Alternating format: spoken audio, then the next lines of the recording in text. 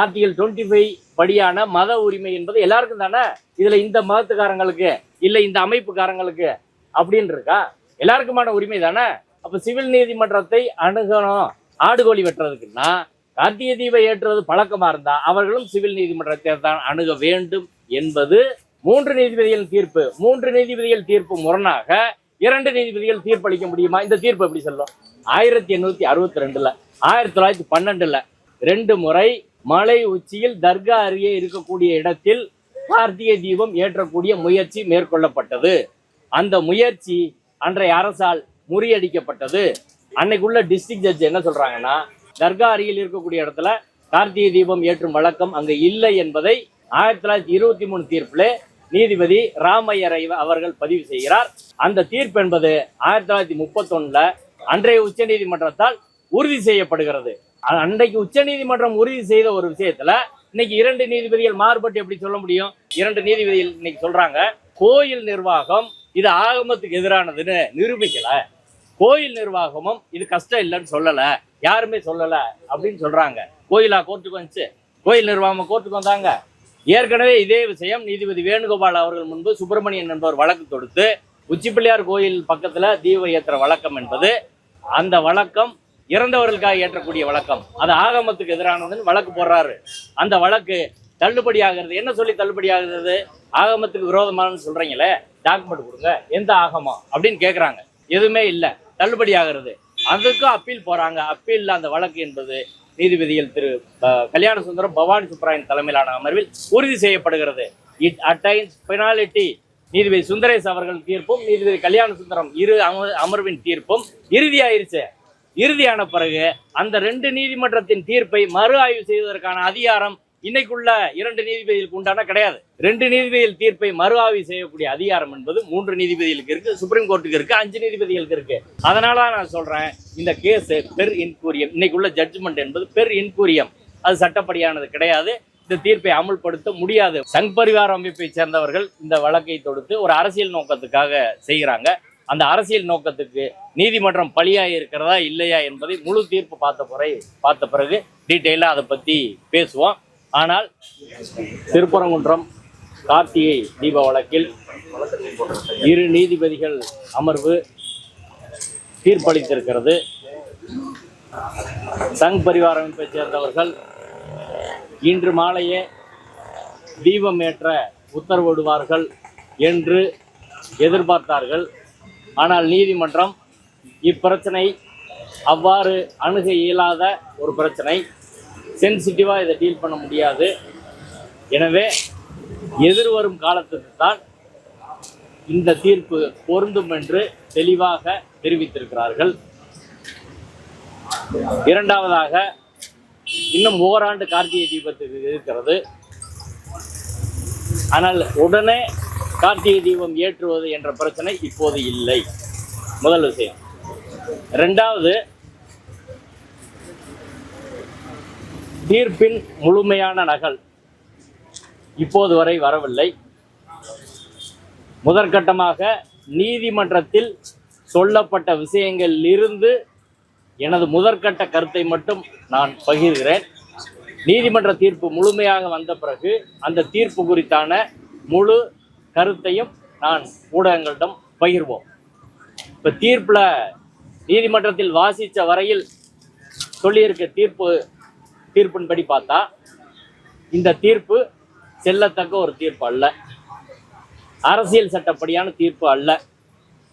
ஏற்கனவே உயர் நீதிமன்றத்தின் 2 நீதிபதிகள் 2 முறை வழங்கிய தீர்ப்பை மீண்டும் 2 நீதிபதிகள் பரிசீலிக்க முடியுமா அப்படின்னா முடியவே முடியாது.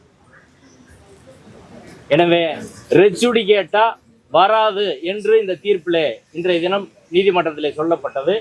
ஆனால் 100% இந்த பிரச்சனையிலே முன் தீர்ப்பு தடை என்பது பொருந்தும். 1. ரெண்டாவது, கோயில் ப்ரூவ் பண்ணணும் அப்படின்னு சொல்லியிருக்கிறாங்க. இது எங்களுக்கு விசித்திரமா தெரியுது. ஆடுகோழி வெட்டக்கூடாதுன்ற வழக்குல ஆடுகோழி வெட்டக்கூடாதுன்னு அனுமன் சேனா, இந்து மக்கள் கட்சி எல்லாம் வழக்கு போட்டார்கள். அந்த வழக்கு 2 நீதிபதிகள் முன்பு நீதிபதிகள் நிசாபானு சிறுமதி முன்னாடி விசாரணைக்கு வந்துச்சு. அந்த வழக்கில் நீதிபதி நிசாபான் அவர்கள் எல்லா வழக்கையும் தள்ளுபடி பண்ணாங்க. நீதிபதி சிறுமதி அவர்கள் தர்கா தரப்பு ஆடு கோழி வெட்டும் பழக்கம் அங்கு பலகாலமாக இருக்கிறது என்றால் நீங்கள் சிவில் நீதிமன்றத்தை அணுகி அந்த பழக்கத்தை உறுதி செய்ய வேண்டும் என்று உத்தரவிட்டார். அந்த உத்தரவு 2 நீதிபதிகளுக்கிடையே முரண்பட்ட கருத்து இருந்தால் 3வது நீதிபதியான திரு விஜயகுமார் அவர்களிடம் சென்றது. விஜயகுமார் அவர்கள் அதே கருத்தை கோயில் அல்லது 172.2 ஏக்கர் திருப்பரங்குன்றம் மலை மொத்தமும் தொல்லியல் துறையின் கட்டுப்பாட்டில் இருப்பதால் தொல்லியல் துறை அனுமதியோடு தான் அங்கு எந்த நிகழ்வையும் பண்ண முடியும் என்று நீதிபதி திரு விஜயகுமார் அவர்கள் உத்தரவிட்டார். ஆடு கோழி வெட்ட தடை விதிக்கப்பட்டது. அதில் அவர் என்ன சொன்னார்னா, சிவில் கோர்ட்டை அணுகி உங்கள் பழக்கம் கஷ்டம் நிரூபிச்சுக்கங்க அப்படின்னு சொல்லிட்டாங்க. இன்று அந்த தீர்ப்பு 3 நீதிபதிகள் அடங்கிய அமர்வின் தீர்ப்பு. 3ல் 2 பேர் மெஜாரிட்டி ஒரு பழக்கம் கஷ்டமை நீங்கள் சிவில் கோர்ட்டை அணுகி தீர்த்துக்கிறணும் அப்படின்னு சொன்ன போது அந்த 3 நீதிபதிகள் திருப்பரங்குன்றம் மலை தொடர்பான சொன்ன தீர்ப்பு இந்த 2 நீதிபதிகளை கட்டுப்படுத்தும். 2 நீதிபதிகள் அதுக்கு கட்டுப்பட்டவர்கள். ஒரு நீதிபதி GR சுவாமிநாதன் அவர்கள் அது கட்டுப்பட்டவர். இப்ப தர்கா பழக்கத்தை சிவில் கோர்ட்ல நிரூபிக்கணும்னா அந்த 3 நீதிபதிகள் தீர்ப்பின்படி தர்கா பக்கத்தில் இருக்கக்கூடிய தீபத்தூண் அல்லது சர்வே தூண் அல்லது வெறும் கிரானைட் தூண் என்று சொல்லக்கூடிய அந்த தூணில் கார்த்திகை தீபம் ஏற்றும் வழக்கம் இருந்தது என்பதை எங்க போய் நிரூபிக்கணும்? யார் நிரூபிக்கணும்? எவிடன்ஸ் ஆக்ட் என்ன? செக்ஷன் 101 பழைய எவிடன்ஸ் ஆக்ட், புது ஆக்ட் செக்ஷன் 104ல் யார் நீதிமன்றத்துக்கு வருகிறார்களோ அவர்தான் அவர்களுடைய பழக்கத்தை நிரூபிக்க வேண்டும். நீதிமன்றத்துக்கு வந்திருக்கிறது யாரு? ரவிக்குமார் வந்திருக்கிறாரு, இன்னும் கொஞ்சம் பேர் வந்திருக்கிறாங்க. அப்ப அவர்கள் சிவில் நீதிமன்றத்தை அணுகிதான் அந்த பழக்கத்தை நீண்ட காலமா இங்க கார்த்திகை தீபம் ஏத்திக்கிட்டு இருந்தாங்க. 6ஆம் நூற்றாண்டுல ஏத்துனாங்க, வெள்ளையர் காலத்துல ஏத்துனாங்க, அப்படியெல்லாம் சொல்லியிருக்கிறாங்களே. அவர்கள் தானே போய் சிவில் கோர்ட்டுக்கு போனோம். அதுதானே 3 நீதிபதிகளின் தீர்ப்பு. தர்காவுக்கும் ஆர்டிகல் 25ல உரிமை இருக்கு, ரவிக்குமாருக்கு ஆர்டிகல் 25ல உரிமை இருக்கு. ஆர்டிகல் 25 படியான மத உரிமை என்பது எல்லாருக்கும் தானே. இதுல இந்த மதத்துக்காரங்களுக்கு இல்ல இந்த அமைப்புக்காரங்களுக்கு அப்படின்னு இருக்கா? எல்லாருக்குமான உரிமை தானே. அப்ப சிவில் நீதிமன்றத்தை அணுகணும் ஆடுகோழி வெட்டுறதுக்குன்னா கார்த்திகை தீபம் ஏற்றுவது பழக்கமா இருந்தா அவர்களும் சிவில் நீதிமன்றத்தை தான் அணுக வேண்டும் என்பது 3 நீதிபதிகள் தீர்ப்பு. 3 நீதிபதிகள் தீர்ப்பு முரணாக 2 நீதிபதிகள் தீர்ப்பளிக்க முடியுமா? இந்த தீர்ப்பு எப்படி சொல்லும்? எந்த தீர்ப்பை சொல்றது? 2வது விஷயம், ஏற்கனவே இந்த கார்த்திகை தீப பிரச்சனையில 5 தீர்ப்பு இருக்குங்க. இந்த 5 தீர்ப்புல 2 டிவிஷன் பெஞ்ச் தீர்ப்பு. டிவிஷன் பெஞ்ச் தீர்ப்பு மட்டும் கிடையாது, இது 1923ல மதுரை 3வது சார்பு நீதிமன்ற நீதிபதி ராமையர் அவர்களால் இந்த கஷ்டமா இல்லையா என்ற பிரச்சனையும் தீர்க்கப்பட்டிருக்கு. அதுக்கப்புறம் அன்னைக்கு உயர் நீதிமன்றத்துக்கு போயிருக்கிறாங்க. அதுக்கப்புறம் உச்ச நீதிமன்றம் அன்றைய பிரிவு கவுன்சில்ல இறுதியாக இந்த வழக்கு தீர்க்கப்பட்டது. அந்த உச்ச நீதிமன்றம் என்ன சொல்லியிருக்கிறாங்கன்னா, அன்றைய உச்ச நீதிமன்றம் அந்த தீர்ப்பு இன்னைக்கு வரை லீகலி வேலிட், அதை அவங்களும் மறுக்கல. ரவிக்குமார் தரப்போ யாரும் மறுக்கல. என்ன சொல்றாங்கன்னா, 1862ல 1912ல 2 முறை மலை உச்சியில் தர்கா அருகே இருக்கக்கூடிய இடத்தில் கார்த்திகை தீபம் ஏற்றக்கூடிய முயற்சி மேற்கொள்ளப்பட்டது. அந்த முயற்சி அன்றைய அரசால் முறியடிக்கப்பட்டது. அன்னைக்கு டிஸ்ட்ரிக்ட் ஜட்ஜு, அன்னைக்கு டிஸ்ட்ரிக்ட் கலெக்டர் தான் டிஸ்ட்ரிக்ட் ஜட்ஜு. அன்னைக்குள்ள டிஸ்ட்ரிக்ட் ஜட்ஜு என்ன சொல்றாங்கன்னா, அந்த இடத்தில் கார்த்திகை தீபம் ஏற்றக்கூடிய தர்கா பக்கத்தில் இருக்கக்கூடிய இடத்தில் கார்த்திகை தீபம் ஏற்றக்கூடிய ஒரு வழக்கம் என்பது அங்க கிடையாது என்பதை, தர்கா அருகில் இருக்கக்கூடிய இடத்துல கார்த்திகை தீபம் ஏற்றும் வழக்கம் அங்க இல்லை என்பதை 1923 தீர்ப்பில் நீதிபதி ராமையர் அவர்கள் பதிவு செய்கிறார். அந்த தீர்ப்பு என்பது 1931ல அன்றைய உச்ச நீதிமன்றத்தால் உறுதி செய்யப்படுகிறது. அன்றைக்கு உச்ச நீதிமன்றம் உறுதி செய்த ஒரு விஷயத்துல இன்னைக்கு 2 நீதிபதிகள் மாறுபட்டு எப்படி சொல்ல முடியும்? நான் அதே வரிகளை நான் படிக்கிறேன்.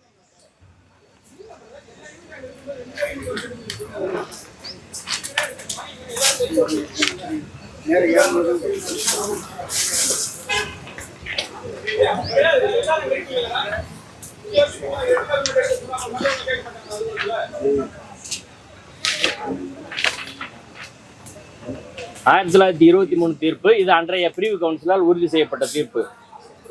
பேரா நம்பர் 45 சொல்றாங்க, reliance is placed by the ஹக்தார் on 2 instances of their having successfully resisted attempts on the part of the Hindus to put up lights at the summit of the hillock on which the mosque stands. One in 1862 and the other in 1912. In both cases, the magistrate, அன்னைக்குள்ள collector, அவர் தான் judge, interdicted the lighting because it was not customary to put up light there. அன்னைக்குள்ள மாவட்ட நீதிபதி அதுக்கு அங்க தர்கா அருகில தீபம் ஏற்றுவது கஷ்டம் கிடையாது, and probably because of breach of peace was apprehended அப்படின்னு அவர் சொல்லியிருக்கிறாரு. இந்த தீர்ப்பு அன்றைய உச்சநீதிமன்றத்தால் உறுதி செய்யப்பட்டது. உச்சநீதிமன்றம் உறுதி செய்த ஒரு விஷயத்தை 2 நீதிபதிகள் மாறுபட்டு எப்படி தீர்ப்பு சொல்ல முடியும்? இது ரெச்சுடிகேட்டா வருமா வராதா, ஜுடிஷியல் இன்டிசிப்ளினா இல்லையா?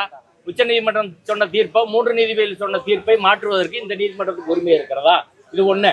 இந்த 2வது விஷயம், ஏற்கனவே இதே நீதிமன்றங்கள் 2014 நீதிபதி திரு வேணுகோபால் அவர்கள் முன்பு 2 வழக்கு வருகிறது. ஒரு வழக்கு சுப்பிரமணியன் என்பவர் தாக்கல் செய்கிறார். இன்னொரு வழக்கு அகில இந்து மகாசபாவை சேர்ந்த கணேசன் என்பவர் தாக்கல் செய்கிறார். அந்த வழக்கில் இந்த விஷயங்கள் எல்லாம் விவாதிக்கப்படுகிறது. அதுல குறிப்பா ஒரு இடத்தை மட்டும் நான் சொல்றேன். பேரா number 28, in this connection it is not out of place for this court to make a significant mention that it is represented on behalf of the respondents 1 and 2 that the temple administration alone will light Deepam on the top of the Mandavama Uchipuliyar temple on the eve of Magadevam festival at Tirupparamundram Murugan temple, Madurai, to be held on 5/12/2014 as per the usual practice. It is also the stand of the respondent 1 and 2 that from the year 1994 onwards, cadres of Hindu Munnani are urging to have the Deepam lighted in the stone pillar of the top of the hill, which is situated very near to Sultan Sikandar Auliya Dargah. Hindu முன்னணி அமைப்பை சேர்ந்தவர்கள் தர்கா அருகில் இருக்கக்கூடிய கல் தூணில் தீபம் ஏற்ற வேண்டும் என்று 1994 கோரி வருகிறார்கள் என்று பேரா நம்பர் 28 சொல்லி, இந்த result the writ petition is dismissed அப்படின்னு சொல்லியிருக்கிறாங்க. இந்த தீர்ப்பு நீதிபதி திரு வேணுகோபால் அவர்கள் 2014 வழங்கிய தீர்ப்பு. இதற்கு எதிராக அப்பீல் போறாங்க. அந்த அப்பீல் நீதிபதி திரு MM சுந்தரேஷ், சதீஷ்குமார் தலைமையிலான அமர்வில் 19/7/2017 தீர்ப்பு வழங்குறாங்க. அந்த தீர்ப்புல என்ன சொல்றாங்கன்னா, certainly law and order is an issue to be kept in mind while doing so. After all, the object is to see that peace and tranquility is being maintained, and for the aforesaid purpose the onus is on the respondents. கோயில் நிர்வாகமும் போலீஸும் peace and ட்ராங்குவாலிட்டியை maintain பண்ணுறது அவங்களோட கடமை. Thus, the writ appeal stand disposed of by observing that the temple authority, namely the third respondent, will take appropriate action to see it communal harmony is maintained. சமூக நல்லிணக்கத்தை பாதுகாப்பதற்கு கோயில் நிர்வாகம் உரிய நடவடிக்கை எடுக்கணும். இப்போ நீதிபதி வேணுகோபால் அவர்கள் தீர்ப்பு, தர்கா பக்கத்தில் இருக்கக்கூடிய அந்த ஸ்டோன் பில்லரில் கார்த்திகை தீபம் ஏற்றும் கோரிக்கை என்பதை அவர் நிராகரிச்சிருக்கிறாரு. அதற்கான அப்பீல் வந்திருக்கு. அப்பீலில் நீதிபதி MM சுந்தரேஷ், நீதிபதி சதீஷ்குமார் தலைமையிலான அமர்வு அதை உறுதி செய்கிறார்கள். இப்போ 2 நீதிபதிகள் உறுதி செய்த பிறகு இன்னைக்கு நீதிபதி சுந்தரேஷ் அவர்கள் உச்சநீதிமன்றத்தில் இருக்கிறாரு. அவர் உச்சநீதிமன்றம் போயிட்டதுனால அந்த தீர்ப்பு செல்லாதுன்னு ஆயிருமா? இதே போல சுப்பிரமணியன் தாக்கல் செய்த வழக்கு நீதிபதிகள் கல்யாண சுந்தரம், பவானி சுப்பராயன் தலைமையிலான அமர்வுல இது ஆகம சாஸ்திரம். இன்னைக்கு நீதிமன்றம் 2 நீதிபதிகள் இன்னைக்கு சொல்றாங்க, கோயில் நிர்வாகம் இது ஆகமத்துக்கு எதிரானதுன்னு நிரூபிக்கல. கோயில் நிர்வாகமும் இது கஷ்டம் இல்லைன்னு சொல்லல, யாருமே சொல்லல அப்படின்னு சொல்றாங்க. கோயிலா கோர்ட்டுக்கு வந்துச்சு? கோயில் நிர்வாகம் கோர்ட்டுக்கு வந்தாங்க. ஏற்கனவே இதே விஷயம் நீதிபதி வேணுகோபால் அவர்கள் முன்பு சுப்பிரமணியன் என்பவர் வழக்கு தொடுத்து உச்சிப்பிள்ளையார் கோயில் பக்கத்துல தீப ஏற்ற வழக்கம் என்பது, அந்த வழக்கம் இறந்தவர்களுக்காக ஏற்றக்கூடிய வழக்கம், அது ஆகமத்துக்கு எதிரானதுன்னு வழக்கு போடுறாரு. அந்த வழக்கு தள்ளுபடி ஆகிறது. என்ன சொல்லி தள்ளுபடி ஆகுறது? நீதிபதி வேணுகோபால் கேட்கிறாரு, ஆகமத்துக்கு விரோதமானு சொல்றீங்களே, டாக்குமெண்ட் கொடுங்க, எந்த ஆகமம் அப்படின்னு கேட்குறாங்க. எதுவுமே இல்லை, தள்ளுபடி ஆகிறது. அதுக்கும் அப்பீல் போறாங்க. அப்பீல் அந்த வழக்கு என்பது நீதிபதிகள் திரு கல்யாண சுந்தரம், பவானி சுப்ராயன் தலைமையிலான அமர்வில் உறுதி செய்யப்படுகிறது. It attains penalty. நீதிபதி சுந்தரேஷ் அவர்கள் தீர்ப்பும் நீதிபதி கல்யாண சுந்தரம் இரு அமர்வின் தீர்ப்பும் இறுதியாயிருச்சு. இறுதியான பிறகு அந்த 2 நீதிமன்றத்தின் தீர்ப்பை மறு ஆய்வு செய்வதற்கான அதிகாரம் இன்னைக்குள்ள 2 நீதிபதிகளுக்கு உண்டான கிடையாது. 2 நீதிபதிகள் தீர்ப்பை மறு ஆய்வு செய்யக்கூடிய அதிகாரம் என்பது 3 நீதிபதிகளுக்கு இருக்கு, சுப்ரீம் கோர்ட்டுக்கு இருக்கு, 5 நீதிபதிகளுக்கு இருக்கு. எப்படி செய்ய முடியும்? அதனால நான் சொல்றேன், இந்த கேஸ் பெர் இன்கூரியம், இன்னைக்குள்ள ஜட்ஜ்மெண்ட் என்பது பெர் இன்கூரியம், அது சட்டப்படியானது கிடையாது. இந்த தீர்ப்பை அமல்படுத்த முடியாது. 3 டிவிஷன் பெஞ்ச் தீர்ப்பு இருக்கு. இப்ப 2 டிவிஷன் பெஞ்ச் என்ன சொல்றாங்க, 2017 உச்சிப்பிள்ளையார் கோயில் தான் சூட்டபிள் பிளேஸ், அதான் கோயில் நிர்வாகம் பழக்க வழக்கம் அப்படின்னு சொல்றாங்க. இப்போ வேற இடத்துல ஏற்ற சொல்லி இன்னொரு டிவிஷன் பெஞ்ச் சொல்லுது. இந்த 3 நீதிபதிகள் 3 டிவிஷன் பெஞ்ச் தீர்ப்பையும் ஒரு டிவிஷன் பெஞ்ச் இன்னொரு டிவிஷன் பெஞ்சோட மாறுபட்டா என்ன செய்யணும்? சுந்தரேஷ் அவர்களின் தீர்ப்பையும் கல்யாண சுந்தரம் அமர்வுல சொல்றாங்க, அது மாறுபடலை, ஒரே தீர்ப்பு சொல்றதுனால பிரச்சனை இல்லை. இப்ப அந்த 2 டிவிஷன் பெஞ்ச் தீர்ப்பை இந்த 3வது இன்னைக்கு விசாரிக்கக்கூடிய நீதிமன்றம் அதுல இருந்து மாறுபட்டால் என்ன பண்ணணும்னா, அதை தலைமை நீதிபதிக்கு ரெஃபர் பண்ணி லார்ஜர் பெஞ்சுக்கு இதை ரெஃபர் பண்ணணும். அதான் ப்ராப்பர் லீகல் கோர்ஸ், சட்டப்படியான ஒரு அணுகுமுறை என்பது. அதான் ஒரு நீதிபதி இன்னொரு நீதிபதியின் தீர்ப்பில் சிங்கிள் ஜட்ஜோட ஆர்டர்ல வேறுபட்டா அதை டிவிஷன் பெஞ்சுக்கு ரெஃபர் பண்ண தலைமை நீதிபதிக்கு அனுப்பணும். அதே போல டிவிஷன் பெஞ்ச் 2 டிவிஷன் பெஞ்ச் தீர்ப்புல இவங்களுக்கு மாறுபட்ட கருத்து இருந்தால் அதை என்ன பண்ணணும்? லார்ஜர் பெஞ்சுக்கு தான் ரெஃபர் பண்ணணும், தலைமை நீதிபதிகிட்ட கொண்டு போனோம். ஆனால் அதையும் இந்த நீதிமன்றம் என்பது செய்யவில்லை. அரசு தொடர்பாக நிறைய விமர்சனங்களை நீதிமன்றம் முன்வைத்திருக்கிறது. அரசாங்கம் தான் இந்த பிரச்சனையை பெருசாக்கிட்டாங்க, ஸ்பான்சர் பை ஸ்டேட் அப்படிலாம் சொல்லியிருக்கிறாங்க. என்னை பொறுத்தவரை அரசாங்கம் அப்படி எதுவுமே செய்யலை. ஒரு மிகப்பெரிய கலவரம் வரும் சூழலை அவர்கள் தடுத்து இருக்கிறார்கள். அதனால மதுரையில அமைதி வந்திருக்கிறது அப்படின்றதான் நாங்க மதுரையில் இருக்கிற மக்கள் பார்க்குறோம். அடுத்த 1996 தீர்ப்பு தொடர்பாக நீதிமன்றம் இன்னைக்கு அதை கிளாரிஃபை பண்றோம் அப்படின்னு சொல்லியிருக்கிறாங்க. அதுல முக்கியமான விஷயம் என்னன்னா, இந்த இடம், இந்த தூண் இருக்கக்கூடிய இடம், இன்னைக்கு பிரச்சனைக்குரிய தூண் இருக்கக்கூடிய இடம் கோயிலுக்கு சொந்தம்னு சொல்லியிருக்கிறாங்க. இது எப்படி நீதிமன்றம் சொல்லுச்சு? ஆர்டிகல் 226 அல்லது அதிலான அப்பீல்ல டிஸ்பியூட்டட் கொஸ்டின் ஆஃப் ஃபேக்டை டிசைட் பண்ண முடியுமான்னு சொல்லுங்க. அந்த இடம் யாருக்கு சொந்தம்? கோயில் அவங்களுக்கு சொந்தம்ன்றாங்க, தர்கா அவங்களுக்கு சொந்தம்ன்றாங்க, வக்ஃப் போர்டு அவங்களுக்கு சொந்தம்ன்றாங்க. 2021 நீதிபதி திரு இளங்கோவன் தலைமையிலான அமர்வு, ஒரு இளங்கோவன் அமர்வில் இதே போல 2021 ஒரு வழக்கு அந்த வழக்குல கோயில் நிர்வாகம் என்ன சொல்றாங்கன்னா, ஹோல் டாப் ஆஃப் த ஹில்லாக்குன்னு சொல்லி 1923 தீர்ப்பு இருக்கு. அப்படி இருக்கிற போது மலையை அளக்காமல் இந்த பிரச்சனையை தீர்க்க முடியாது. மலையை அளக்கணுன்ற கோரிக்கையை வச்சது யாரு? கோயில் நிர்வாகம். அதை தர்கா தரப்பு ஏற்றுக்கிட்டுச்சு. அப்ப இதுவரை மலையை அளக்கவில்லை. அந்த இடம், அந்த தூண் யார் இடத்துல இருக்குது அப்படின்றது டிஸ்பியூட்டட் கொஸ்டின் ஆஃப் ஃபேக்ட். இது ஆர்டிகல் 226 டிசைட் பண்ணவே முடியாது, ரிட் அப்பீலே டிசைட் பண்ண முடியாது. 1. 2வது, அந்த தூண் தீபத்தூணா, சமணர் தூணா, சர்வே தூணா, கிரானைட் தூணா அப்படின்றதும் டிஸ்பியூட்டட் கொஸ்டின் ஆஃப் ஃபேக்ட். அதுக்கு எவிடன்ஸ் வேணும், எக்ஸ்பர்ட் எவிடன்ஸ் வேணும். அது சிவில் கோர்ட்ல தீர்மானிக்க முடியும். 3வது, அங்க காலங்காலமா தீபம் ஏற்றப்பட்டதா இல்லையான்றது கஷ்டம். அது 2 தரப்பு மறுக்கிறாங்க. கோயில் மறுக்கிறாங்க. கோயில் தரப்புல இருந்து என்ன தெளிவா அவங்க சொல்லி முன் வச்சு மறுக்கிறாங்கன்னா, இது கோயில் தரப்புல அவங்க போட்ட return சப்மிஷனு, there is no evidence either in the present case or in any earlier case regarding how and when this tomb came into existence, whether it is truly a தீபத்தூண் intended for lighting lamps, அது தீபத்தூணா, எப்போ வந்துச்சு, எப்படி வந்துச்சு, இதெல்லாம் அதுக்கான evidence எதுவுமே இல்லை. இது தீபத்தூணா இல்லையா, அதுல விளக்கேற்றுவதற்கு இன்டெண்டிங் ஃபார் லைட்டிங்கா இல்லையா, whether it is nearly a survey or measurement structure, survey ஸ்டோனா இல்லையா, எதுவுமே ஆதாரங்கள் எதுவுமே இல்லை. பட் அவங்க என்ன சொல்றாங்கன்னா, unconnected to any Hindu ritual practice, Hindu மத வழிபாட்டு முறைக்கும் அந்த தூணுக்கும் எந்த சம்பந்தமும் இல்லை என்பது கோயில் தரப்பில் வைக்கக்கூடிய, நீதிமன்றத்தில் வைக்கக்கூடிய வாதம். இந்த வாதத்தை கெட் ஓவர் பண்ணி எழுதணும்னா எவிடன்ஸ் வேணும். அதுக்கு சிவில் கோர்ட் தான் போகணும். ஆனால் அப்படி சிவில் கோர்ட் போகாம இங்க இது டிஸ்பியூட்டட் கொஸ்டின் ஆஃப் ஃபேக்டை உயர் நீதிமன்றத்தில் எப்படி முடிவு செய்ய முடியும்? அதனால தான் நான் சொல்றேன், இந்த judgment per incuriam, not on constitutional lines, அரசியல் சட்ட அடிப்படையில் ஏற்கனவே உள்ள ஜுடிஷியல் பிரசிடென்ட் அடிப்படையில் இந்த தீர்ப்பு இல்லை அப்படின்றதா இந்த தீர்ப்பு குறித்த கருத்து. அடுத்து 1996 தீர்ப்பு சொல்றாங்க. 1996 தீர்ப்பு மிக தெளிவாக இருக்கிறது. இதை ஏற்கனவே நீதிபதி வேணுகோபால் தீர்ப்புல டிஸ்கஸ் பண்ணி அதன் பேர்ல அப்பீலையும் முடிவு பண்ணியிருக்கிறாங்க. அவங்க ஏற்கனவே இப்ப சொன்ன தீர்ப்புக்கு நேர் எதிராக முடிவு பண்ணியிருக்கிறாங்க. என்னன்னா அது ஒரே இடம் தான். தீபத்தூண் என்பது ஒரே இடம் தான். கார்த்திகை தீபம் என்பது ஏற்றப்பட்டது தீபத்தூணில். கார்த்திகை தீபம் ஏற்றப்பட்டது இந்த ஆண்டு தீபத்தூணில். அதுல ஒன்றும் எந்த சந்தேகம் கிடையாது. ஆனா ஒரு மலையில 2 இடத்துல எப்படி ஏற்ற முடியும்? இது கோயிலோட பழக்கம் இல்லைன்றதா அவங்க கேள்வி. 1996 தீர்ப்பு 15 மீட்டர் டிஸ்டன்ஸ் சொல்றாங்க. 15 மீட்டர் எங்க இருந்து சொல்றாங்க? இதை நீ கிளாரிஃபை பண்ணியிருக்கதா சொல்றாங்க. முழு தீர்ப்பு வந்தனே நான் சொல்றேன். 15 மீட்டர் அந்த 1996 தீர்ப்பும்படி தர்காவுக்கு சொந்தமான இடத்துல இருந்து, தர்கா காம்பவுண்ட்ல இருந்து கிடையாது, தர்காவுக்கு அலாட் பண்ண ப்ராப்பர்ட்டில இருந்து.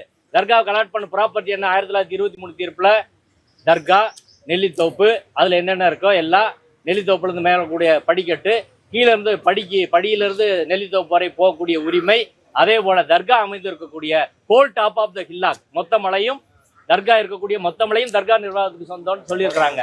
அப்படி இருக்கிற போது இதை எங்க இருந்து 15 மீட்டர் தொடங்குதுன்றதை நீதிமன்றம் எப்படி முடிவு பண்ண முடியும்? அதுக்கு எவிடன்ஸ் தான் விடணும். அதனால அடிப்படையில் இன்று சொல்லப்பட்டிருக்க தீர்ப்பு என்பது அரசியல் சட்டப்படியானது கிடையாது. அமுல்படுத்த முடியாத ஒரு தீர்ப்பு, பெர் இன் குறியம் என்று சொல்வார்கள் சட்டமொழியில. அடுத்து இன்னொரு டைரக்ஷன் கொடுத்துருக்குறாங்க. ஏஎஸ்ஐயோட கலந்து பேசி தான் எல்லா விஷயமும் பண்ணணும் அப்படின்னு சொல்லியிருக்கிறாங்க. அது ஏஎஸ்ஐயோட கலந்து பேசி பண்ணணும்னா அது கோயிலுக்கு தானே பொருந்தும். தர்காவுக்கு ஆட்களை கொஞ்சம் பேர் தான் அனுமதிக்கணும் அப்படின்னா கோயிலுக்குள்ளே அப்படி தானே பண்ண முடியும். மொத்த 172.2 ஏக்கரும் இந்திய தொல்லியல் துறைக்கு சொந்தம் என்றால் 172 ஏக்கர்ல உள்ள எந்த நடவடிக்கை நடந்தாலும் அவங்களை கேட்டுதான் செய்யணும். அப்படி பார்த்தா கோயிலுக்குள்ள சமைக்கக்கூடாது, மடப்பள்ளி வைக்கக்கூடாது, அதை அங்க விநியோகம் பண்ணக்கூடாது, அங்க சாப்பிடக்கூடாது. தர்காவுக்கு சொன்ன எல்லாமே கோயிலுக்கு பொருந்தும். அதை ஏற்றுக்கிறாங்களா நீதிமன்றம்? எல்லாருக்கும் ஒண்ணுதானே. அந்த ஏஎஸ்ஏ கேட்டு அப்படி பண்ணணுன்றது ரிலீஜியஸ் ரைட்டை கர்டைல் பண்றது அப்படின்றதான் பாக்குறோம். எனவே சங் பரிவார அமைப்பை சேர்ந்தவர்கள் இந்த வழக்கை தொடுத்து ஒரு அரசியல் நோக்கத்துக்காக செய்கிறாங்க. அந்த அரசியல் நோக்கத்துக்கு நீதிமன்றம் பழியாக இருக்கிறதா இல்லையா என்பதை முழு தீர்ப்பு பார்த்த பிறகு டீட்டெயிலாக அதை பற்றி பேசுவோம். ஆனால் தமிழ் சமூகம் இதையெல்லாம் கடந்து போகும். 2600 வருஷத்துக்கு முன்னாடி கீழடி மறைக்கப்பட்டது. 2600 வருஷத்துக்கு முன்னாடி நம்ம அதை வெளியே கொண்டு வந்திருக்கிறோம். ஒரு மிகப்பெரிய பண்பாட்டு அடையாளத்தை. இதுபோல் சோழர் காலத்திலேருந்து பல்வேறு ஒரு மத வழிபாட்டு தலங்களில் சமணர் இடத்தை சைவர்கள் ஆக்கிரமிக்கிறது, சைவர் இடத்தை அடுத்து வர்றவங்க ஆக்கிரமிக்கிறது, இப்படி பல்வேறு சம்பவங்கள் வரலாற்றில் நடந்து மாறிக்கிட்டே போயிருக்கு. தமிழ் சமூகம், அறிவார்ந்த தமிழ் சமூகம், திருவள்ளுவரை முன்மாதிரியாக கொண்ட சமூகம் இதையெல்லாம் தாண்டி போகும். எத்தனை தீர்ப்புகள் வந்தாலும், என்ன பிரச்சனை வந்தாலும், திருப்பரங்குன்றத்திலேயோ மதுரையிலோ தமிழ்நாட்டு மக்கள் மத்தியிலோ இஸ்லாமியர்களுக்கும் தமிழர்களுக்குமான உறவை யாராலும் பிரிக்கவோ அசைக்கவோ முடியாது. அது அப்படியே தான் இருக்கும். இஸ்லாமியர்களுக்கு ஒரு நெருக்கடி என்பது சங் பரிவார அமைப்புகள் வந்தால் தமிழர்கள் ஒன்றுபட்டு நின்று அரணாக நின்று அதற்கான காப்பார்கள். இந்த தீர்ப்பில் இன்னும் 100 தீர்ப்பையும் இதை தாண்டி செல்வார்கள். அரசாங்கம் தொடர்பாக நிறைய விமர்சனங்களை நீதிமன்றம் வைத்திருக்கிறது. எனவே இந்த தீர்ப்புக்கு தலைமை நீதிபதி அவர்களிடம் ஒரு மனு அளித்து லார்ஜர் பெஞ்சுக்கு ரெஃபர் பண்ண சொல்லி அதற்கு பிறகுதான் இந்த தீர்ப்பை முடிவு பண்ண முடியும் என்று தமிழக அரசு கோர வேண்டும், அல்லது உச்சநீதிமன்றத்துக்கு எடுத்து செல்ல வேண்டும். முழு தீர்ப்பு வந்த பிறகு நான் இது தரவா இன்னும் விரிவாக பேசுகிறேன். நன்றி சார். இப்போ இதுக்கே அப்பீல் உச்சநீதிமன்றம் போகணுன்றீங்கல்ல, அது நினைக்கிறேன்னா ஏற்கனவே போன கண்டெம்ப்டையே விசாரணை கொண்டு வர நம்பரே ஆகாம வச்சுட்டு இருக்காங்க. இது முழுக்க அரசியலுக்காக அவங்க பண்றாங்கன்ற மாதிரி ஒரு வார்த்தை சொல்றாங்கல்ல, அப்போ இது எப்படி? அதாவது கண்டெம்ப்டை கொண்டு வர வேண்டிய அவசியம் கிடையாது. ஏன்னா ஒன்ஸ் அப்பீல் ஃபைல் பண்ணிட்டதுனால அப்பீல் இங்கே நிலுவையில் இருக்கிற போது ஒரு நீதித்துறை மரபெண்ண அப்பீல் ஃபைல் பண்ணிட்டா கண்டெம்ப்ட் எடுக்க மாட்டாங்க, அது கண்டெம்ப்ட் தள்ளி போட்டுருவாங்க. இதுதான் உயர் நீதிமன்றத்தில் காலகாலமாக இருக்கக்கூடிய மரபு. அப்பீல் ஃபைல் பண்ணி அப்பீல் விசாரணை நடக்கிற போது கண்டெம்ப்டை கொண்டு வந்து என்ன பயன் என்ற அடிப்படையில் தான் தமிழ்நாடு அரசு அதை நம்பர் பண்ணலை. இப்போ தீர்ப்பு வந்திருக்கு, இதுக்கு அப்பீல் போகிறதா இருக்கிறாங்க. அதனால் அது ஒரு பிரச்சனை கிடையாது. அப்பீல் இங்கே இருக்கிற போது கண்டெம்ப்டை எடுத்து நடத்த வேண்டிய அவசியம் தேவையில்லைன்றதால அவங்க நம்பர் பண்ணல, அது சரியானதுதான். இன்னொன்று சொல்றாங்க சார், இப்போ பெட்டிஷனர் ப்ரூவ் பண்ணல, ஓகே ஃபைன், பட் அப்பீல் போன கவர்மெண்ட்டும் அதை ப்ரூவ் பண்ணல அப்படிங்கிறாங்க. கோயில் அது தூண் என்னங்கிறத அவங்களும் ப்ரூவ் பண்ண, அப்பீல் போனது அவங்க தானே, அப்போ அவங்க தான் ப்ரூவ் பண்ணணுங்கிறாங்க. இல்லை, அந்த வாதம் என்பது சட்டப்படி சரியான வாதம் கிடையாது. those who approach the court will prove the case. அதான் எவிடன்ஸ் ஆக்ட். அவங்க நீதிபதி ஜிஆர் சாமிநாதன் முன்பாக இது கஷ்டம், இது இந்த கார்த்திகை தீபத்தூண் அப்படின்றதுக்கான அவங்களே ப்ரூவ் பண்ணவே இல்லை. நீதிபதி ஜிஆர் சாமிநாதன் அவர்கள் கூட அதை கஷ்டம்னு அவர் சொல்லல. இது டெம்பிள் ப்ராப்பர்ட்டி, அதனால அதை காப்பாத்துறதுக்கு நீங்க லைட் ஏத்துங்க அப்படின்னு தான் அவர் சொல்லியிருக்காரு. அதனால அவங்க தான் நீதிமன்றத்துக்கு வந்தாங்க ப்ரூவ் பண்ணணுமே தவிர, இப்போ இன்னைக்கு நடந்த விஷயம் வந்து ஏற்கனவே உள்ள நீதிபதி ஜிஆர் சாமிநாதன் அவர்கள் கொடுத்த தீர்ப்பு சரியா தவறான்னு தான் இங்க வந்துச்சு. அப்ப அதே வாதம் தான் இங்கேயும். அப்ப அரசாங்கம் ப்ரூவ் பண்ண வேண்டிய அவசியம் இல்லை, கோயில் ப்ரூவ் பண்ண வேண்டிய அவசியம் இல்லை.